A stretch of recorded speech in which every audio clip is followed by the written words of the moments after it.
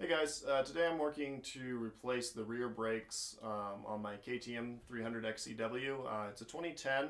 It uses the Brembo brakes, which are pretty much the same across a lot of the different years for the KTM. So if you have a different model of your bike, you're likely to find that these brakes are set up pretty much the same.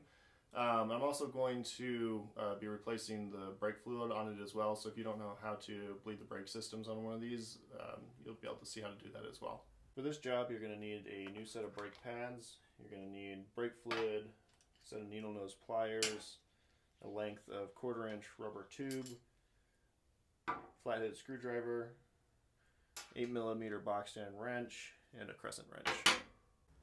Alright, so on this bike, the way it's set up is you have your brake reservoir here. That's where your brake fluid goes. And then what's holding your brake system together, at least the brake pads, is this pin right here. And also this is the bleeder valve as well. So the first thing you're going to want to do is pull this cap off of the brake fluid reservoir so that when you push the caliper back in, it doesn't overflow.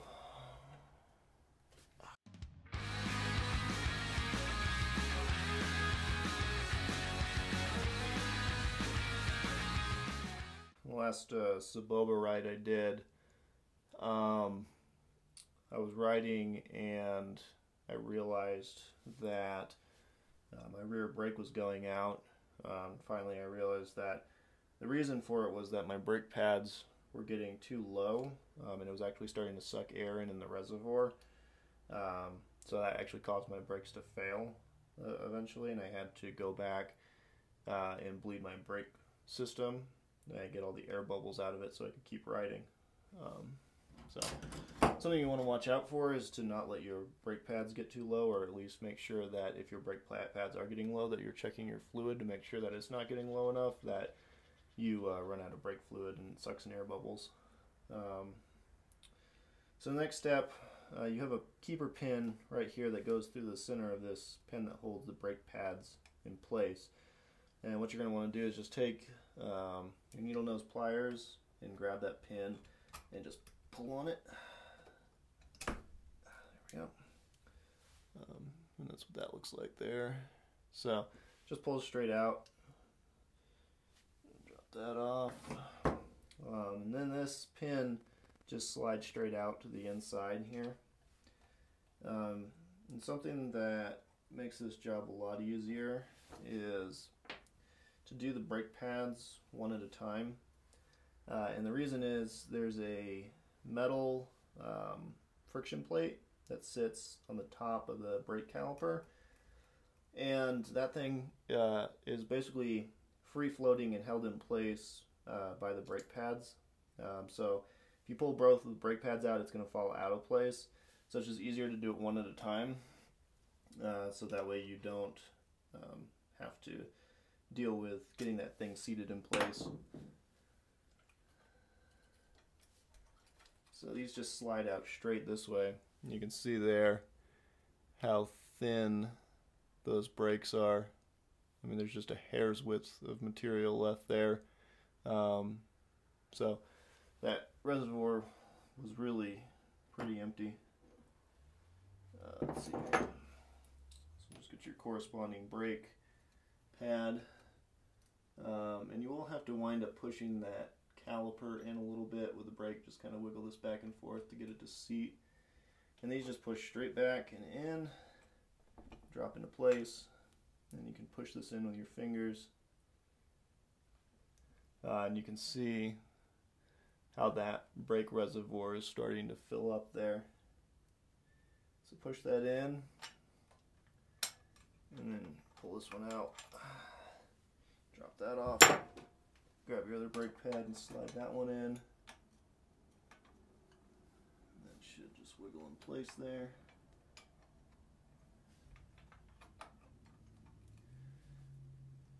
Perfect. And you slide this pin back in from the inside through both of the rings in the brake pad, and you can see here you want that pin to go through that ring. And then go ahead and throw your clip back into the hole that's in this pin.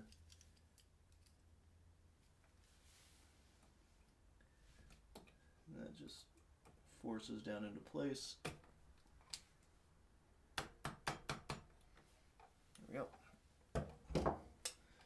Alright, so the brake pads are in. And then just go ahead and pump the brake pads a few times. And that'll seat everything in nice and snug. Then what you're going to want to do is take your length of rubber hose, and this rubber nipple comes off the end of the bleeding valve. What you're going to want to do is just slide that hose on the end there. And then what you're going to need is some sort of a drip pan. I have just an oil change pan here.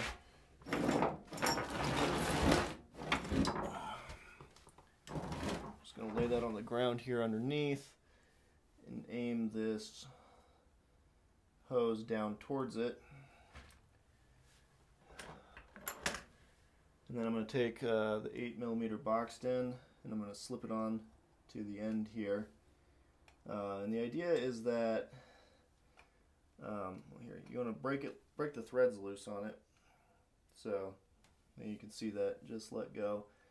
And what these bleeder valves do is when they're tight, they're shut off, and when they're open, they allow fluid to flow through. So what I want to do is I want to press down on my rear brake pedal, and then I want to loosen that, and then I want to tighten it up, and I want to let off the brake pedal,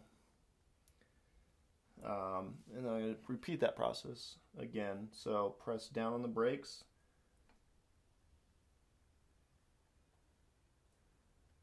close it, let off the brakes. Rotate that around a little bit. Press down on the brakes, close it, let off. And it's really important, now you can see the brake fluid starting to come out here.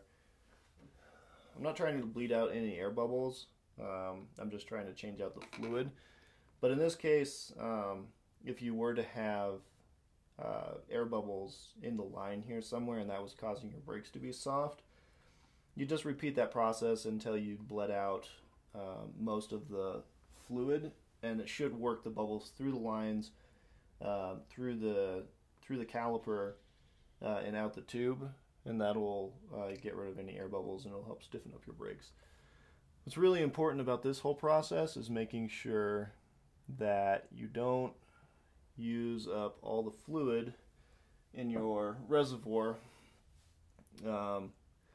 because if you start sucking in air here, you're going to have a really difficult job in all of this, just because you're going to have to pump more fluid through just to get the air bubbles out. So just keep going. Press down the brakes, open the valve, close it, let off the brakes. Pump the brakes, open the valve, close the valve, let off the brakes. And just repeat that process over and over and over. Every third pump or so, you're going to have to add fluid back into the reservoir. Press down on the brake, open the valve, close the valve, let off the brake.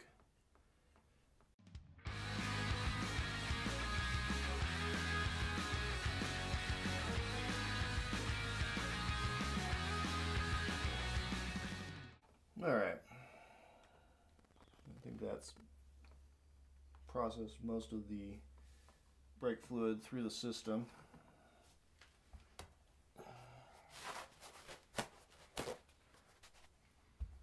Just clean this off.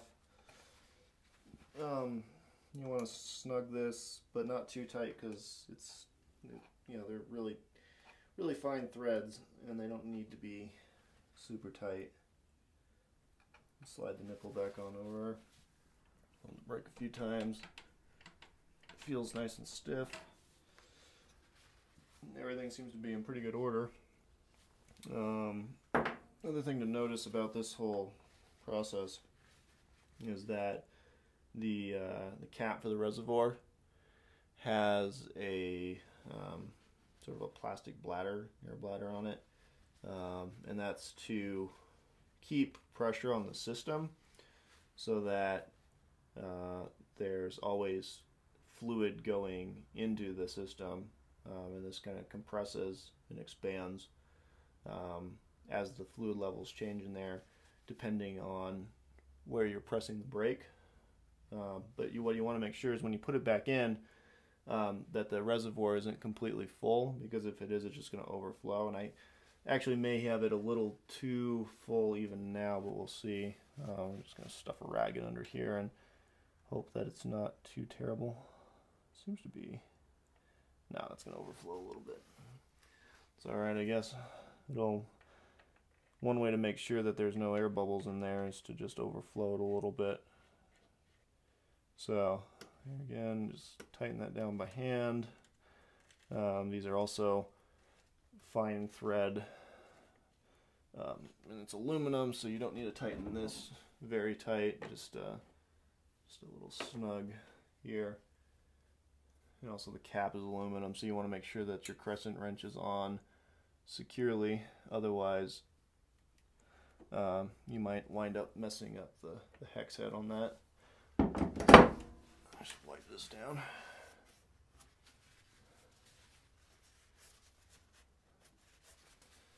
Alright, it's good to go. New brake pads, new fluid, brakes are nice and stiff.